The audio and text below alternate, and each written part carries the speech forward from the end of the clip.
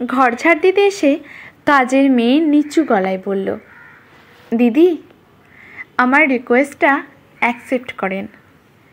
আমি হতভম্ব গলায় বললাম, কিসের রিকোয়েস্ট?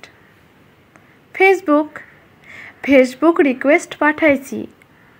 ও আচ্ছা, নাম কি? ড্যাডিজ প্রিন্সেস শাপলা। আমি নিজেকে সামলালাম। এত অবাক হচ্ছে কেন? কিছুদিন আগেই তো আরেক কাজের মাসি আমাকে ইমোতে ইনভাইট করেছিল। আমার ইমো নাই, কিন্তু তার আছে। এত অবাক হলে চলবে না এ যুগে। আমি হাসি মুখে আইডি খুঁজে বের করে রিকোয়েস্টটা অ্যাকসেপ্ট করে রাখলাম। প্রোফাইল পিকে একটা মেয়ের রং চঙা সেলফি। আমি প্রশ্ন করলাম, কার ছবি গো? আমার দিদি। ইউ কাম পারফেক্ট দিয়ে এডিট করেছি। বাহ, খুব সুন্দর। ইদানিং আমার বেশ সুবিধেই হচ্ছে। কাজে আসতে না পারলে শাপলা মেসেজে একটা দুঃখী স্টিকার পাঠালেই আমি বুঝে যাই। স্টিকারে একটি মেয়ে কাঁদতে কাঁদতে বলে, সরি। আবার রান্নাঘরে কিছু খুঁজে না পেলেও শাপলাকে মেসেজ দিলে সাথে সাথেই রিপ্লাই পাওয়া যায়। এছাড়াও প্রায়ই ফেসবুকের বিভিন্ন সমস্যা নিয়ে সে আমার কাছে আসে। একদিন ফোন নিয়ে এসে বলল, দিদি মেসেঞ্জার নাকি কালো করা যায়, একটু করে দেন, আর ফলোয়ার অপশানটা একটু অন করে দেবেন। দিলাম। একদিন এসে বলল, দিদি অ্যাবাউটে লিখে দেন না, ঢাকা বিশ্ববিদ্যালয়ে পড়ি। দিলাম। আরেকদিন বলল, দিদি ইংরেজিতে একটা স্ট্যাটাস লিখে দিন না। আমি বাংলাটা বলছি। Feeling bore. গরমে ছুটি চলছে, এখন পড়াশোনা নাই, কোনো কাজকর্মও নাই, সময় কাটে না। দিদি হাঁ করে তাকিয়ে আছেন কেন? এটা লেখেন ইংরেজিতে। আমি লিখে দিলাম। আরেক দিন আমার কাছে এসে বলল, দিদি রিলেশনশিপ স্ট্যাটাস দিয়ে দিন না।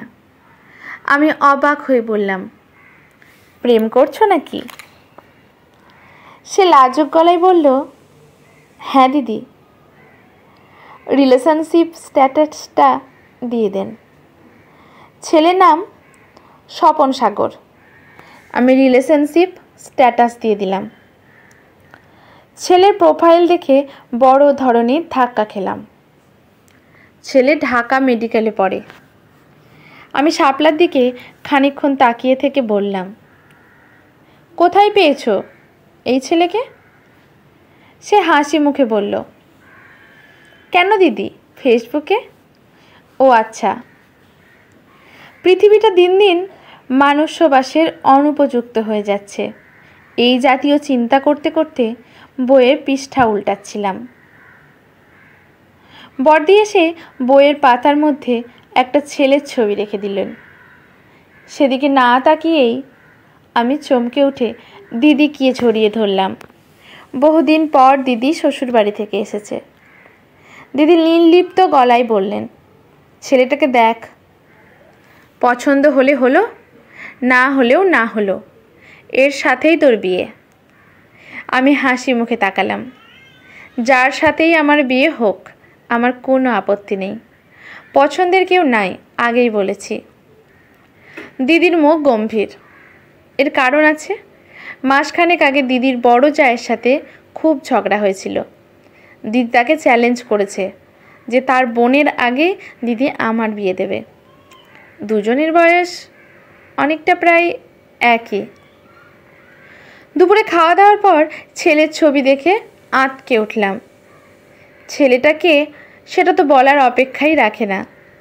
সেই মেডিকেলে পড়া ছেলে, কিন্তু এর নাম তো স্বপন সাগর না, অয়ন চৌধুরী। আমি কাঁদতে কাঁদতে গিয়ে বললাম, দিদি এই ছেলেকে কোথায় পেয়েছো? এর তো চরিত্র খারাপ। আমাদের কাজের মেয়ে শাপলার সাথে ফষ্টি নষ্টি চলে। দিদি প্রচণ্ড অবাক হয়ে সবটা শুনলেন। তারপর রেগে আগুন হয়ে গেলেন।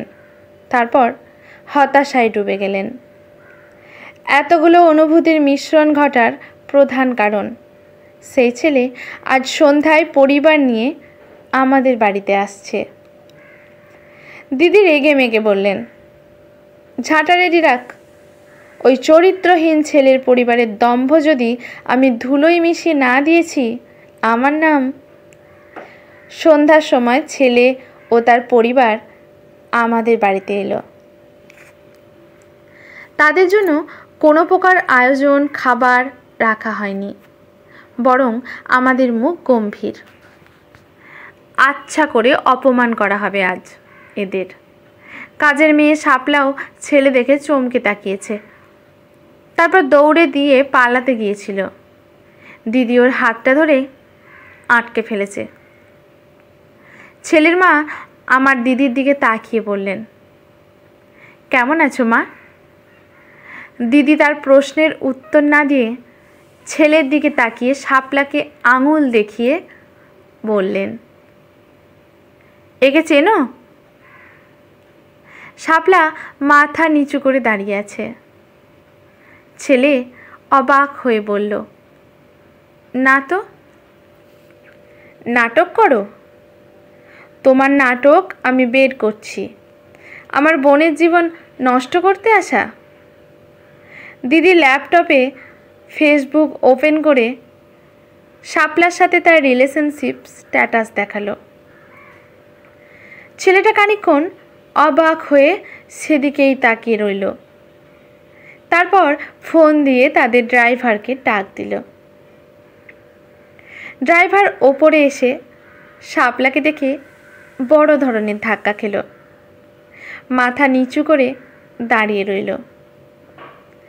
ছেলেটা এতক্ষণে ড্রাইভারের দিকে তাকিয়ে কঠিন গলায় বলল, তুই বলেছিলি দাদা নতুন ফোন কিনেছি, আপনার একটা ছবি রেখে দিই, এই জন্য নিয়েছিলি আমার ছবি? আমার ছবি আর বায়ো ব্যবহার করে ফেসবুক আইডি খুলে প্রেম করার জন্য? আজকের এই মজার গল্পটি এখানেই সমাপ্ত। ভালো লাগলে লাইক শেয়ার কমেন্ট করে যেতে ভুলবেন না।